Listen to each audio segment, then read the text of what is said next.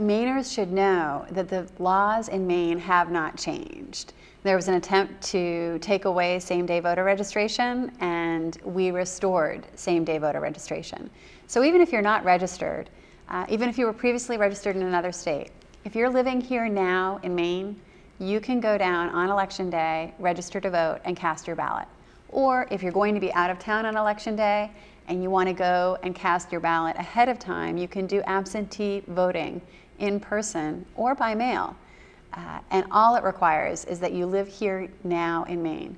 Now, with respect to the students, last year, Republican Party Chair Charlie Webster created a list of 200 college students in the University of Maine system who were paying out-of-state tuition, but they live here now in Maine. Right. And he accused them of voter fraud.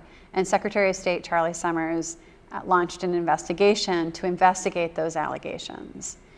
The Secretary of State sent a letter to those college students acknowledging that not one of them had committed fraud. All of them had followed the law and followed their patriotic obligation and responsibility under the Constitution in registering to vote and vote. Right. And unfortunately, he suggested that there might be consequences to voting, and he included an unenrollment form. And that intimidated some students, and just about half of them actually ended up unenrolling and deciding not to be Maine voters anymore. Those who did not unenroll, those who cast their ballot in 2011, what happened? Nothing. Right, right. Why?